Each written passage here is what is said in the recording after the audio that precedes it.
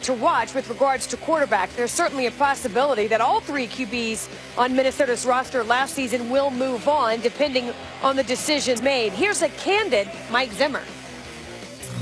It's really the $64,000 question with all three of these guys, right? I mean, can Sam stay healthy? Is Teddy what he was? Is Case the guy that he was last year, or was he 2 years ago? I love all three of them, okay? So they're all great people. Sam was skiing in Jackson Hole last week. He's a tremendous athlete. So, I think he'll stay healthy, but who knows how it affects the salary cap and how it affects the rest of our football team. We've won 40 games in the last 10 years, in the last 4 years, because we've had a good football team, and I want to make sure that with our team that we continue to build and improve, continually improve on defense. I feel very confident really in all three guys. I love all three of them.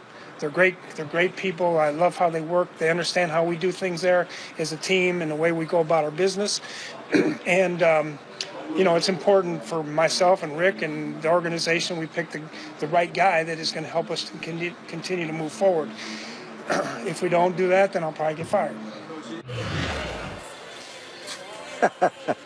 Well, look, I said he was candid, and he was, not only in that statement, but also with regards to the three quarterbacks, that none of them are perfect. Of course, no quarterback is, but look, it goes back to Kirk Cousins, I think, and where he lands. Is Minnesota a possibility? But also, yes, Minnesota is a possibility, I believe, for Kirk Cousins. But again, I think what Mike Zimmer was doing there was safeguarding in the event of any scenario here, because they could make a run at Kirk Cousins and not get him, and they could wind up losing Case Keenum to another team.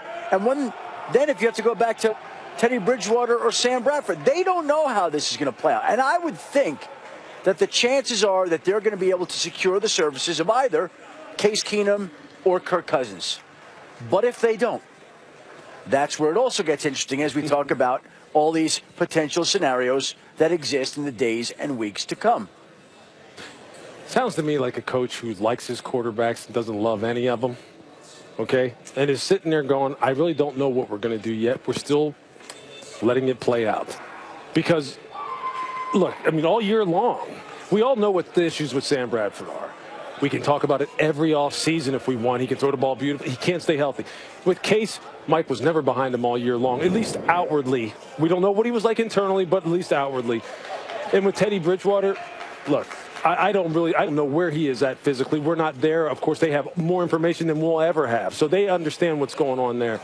It just, to me, seems like right now that is really a position that I think is going to be extremely fluid as we move forward. I think it's dangerous to try and parse people's statements, but Zim is more candid than most. And if you ask me to give an intelligence report based on what I heard, it would be, I want to continue to build the defense. And given my druthers, Sam Bradford is probably the least expensive alternative. And that may be the way I go, and then let the market play itself out. That's what I got from that. I could be 100% wrong, but that's what I got from it.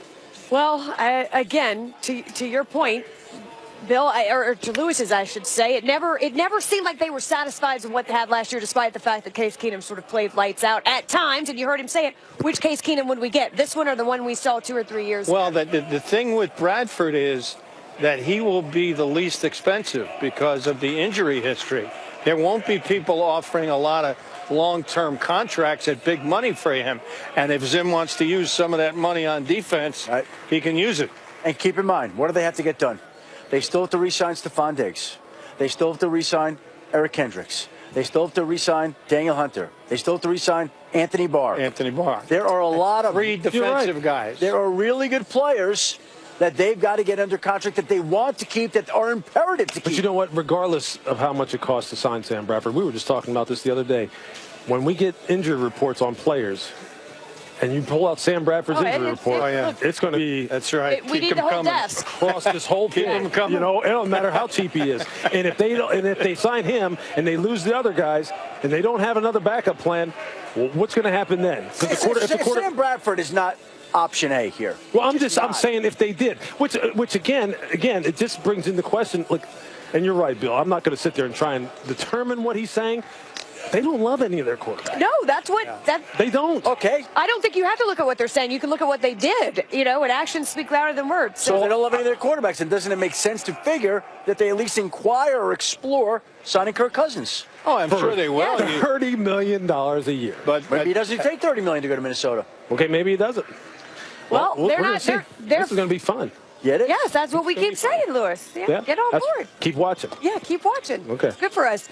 Yeah, it is. Let's run through some other quarterback questions because, look, Minnesota, thank goodness for us, not the only team with question marks. The Bills have to make a decision on Tyrod Taylor. Here is Sean McDermott yesterday. When you look at our quarterback position, Tyrod and Nate, those are two good quarterbacks, and Tyrod now can add to his resume that he helped and was instrumental in getting us to the playoffs and breaking a 17-year, what was a 17-year drought. You've heard me say it before. His work ethic and intangibles are unmatched, and his leadership that goes along with the position. So. We're still going through that process. We're in a good position, and with some options out there, so that'll work itself out. Well, Adam, I'll ask you what you hear regarding Tyrod Taylor's future as a starter. Well, the Bills have made it very clear that they, at this time, don't plan to move on from Tyrod Taylor. And what that tells you is he's got a $6 million option bonus payment that's due on the third day of the league year.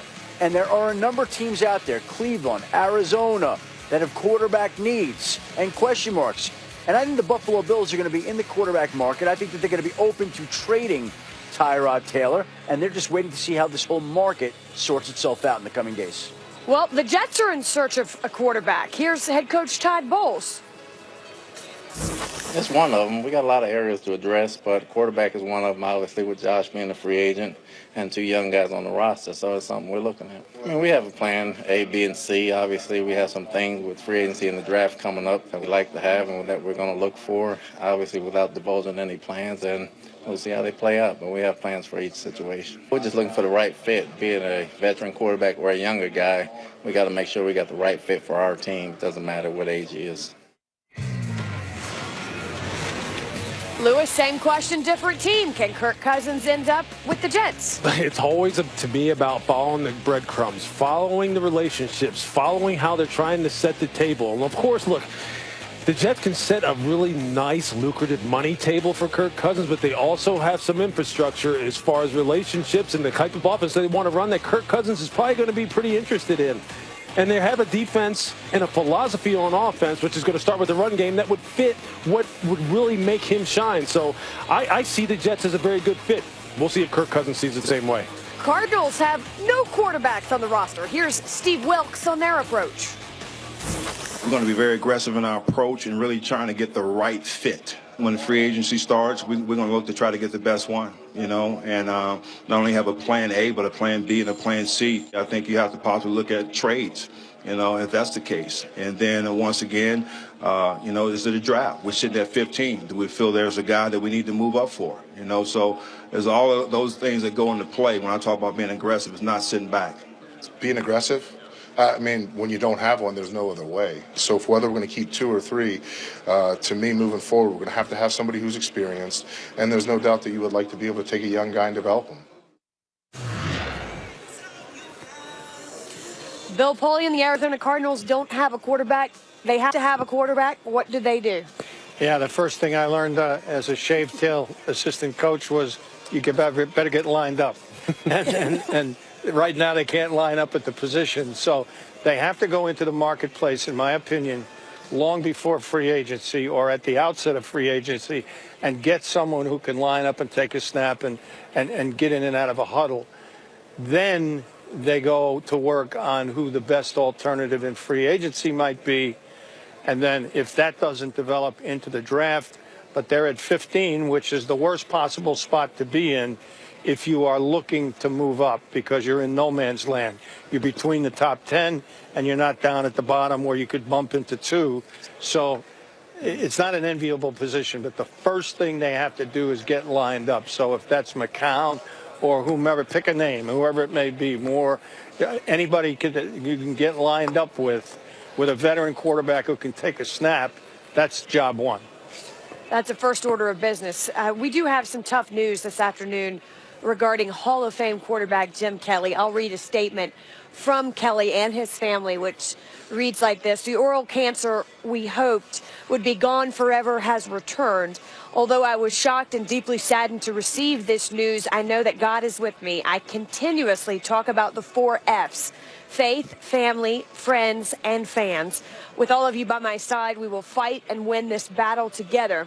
Staying Kelly tough and trusting God will carry us through this difficult time. And Bill, not at all the news anybody was hoping for. No, I mean, for me, it was like a punch in the gut to hear that from a guy that you have so much respect and friendship toward. But he's Kelly tough for a reason. And he'll have a lot of prayers and good wishes from everyone in the Bills family. And we're still very close. This is a close group of guys who all were together in the late 80s and early 90s.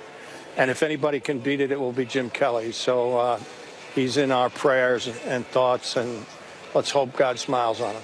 Well, we will certainly add our thoughts and prayers to both Jim Kelly and his family and continued hope for better health.